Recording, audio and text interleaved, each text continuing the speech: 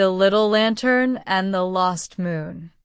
In a peaceful valley nestled between tall mountains, there was a village called Nur, which means light in Arabic. The village was famous for two things: its glowing lanterns and its kindness. Every home in Nur had a special lantern passed down through generations. These lanterns weren't powered by batteries or electricity. Instead, they shone with a soft, magical light that grew brighter whenever someone did a good deed. In one small cottage at the edge of the village lived a curious little girl named Amina. She had a lantern of her own, small and round, with golden vines carved into the glass.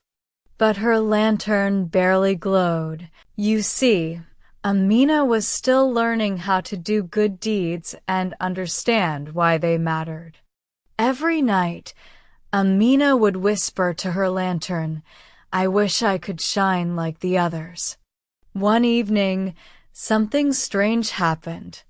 The moon disappeared from the sky. It didn't just hide behind the clouds, it was truly gone. The stars blinked in confusion, and the whole village was wrapped in an unusual darkness.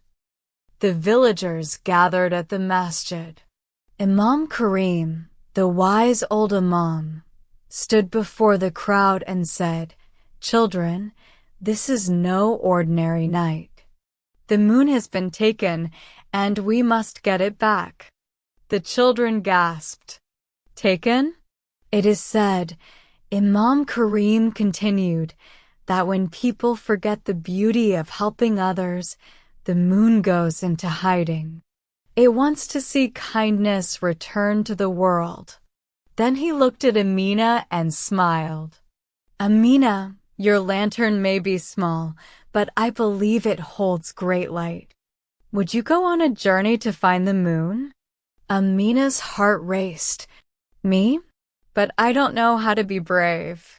"Being brave," said the Imam, "often begins with doing what's right, even when it's hard." And so, with a tiny bag of dates, a bottle of water, and her little lantern, Amina set off into the night.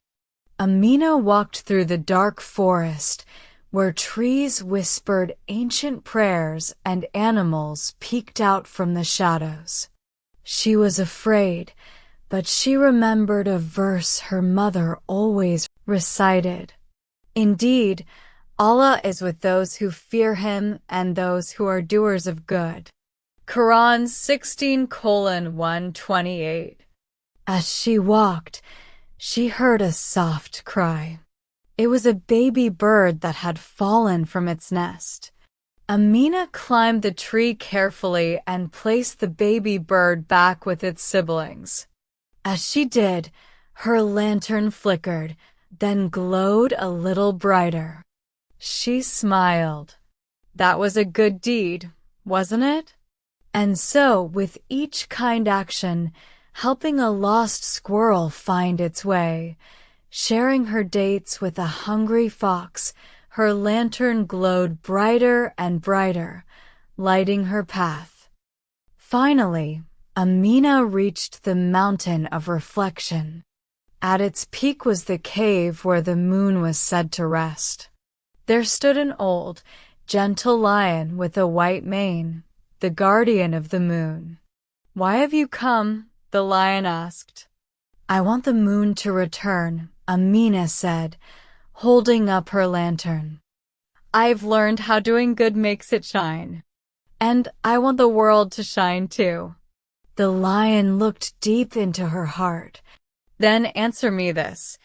What is the greatest gift one can give?" Amina thought hard. She thought about her journey, the creatures she helped, and how her lantern grew brighter. Then she answered softly, "The greatest gift is love that asks for nothing in return." The lion bowed his head. "You have spoken the truth." He stepped aside, and inside the cave, The moon waited, pale and beautiful, sad but hopeful. Amina reached out and said, "Come back, please. We're ready to remember kindness again." The moon rose gently into the sky, and as it did, Amina's lantern burst into a soft, golden glow that lit the entire mountain. Moral of the story: doing good no matter how small brings light into the world. Just like Amina's lantern, our hearts shine when we help others sincerely. And when the world seems dark, it only takes one good deed to start bringing back the light.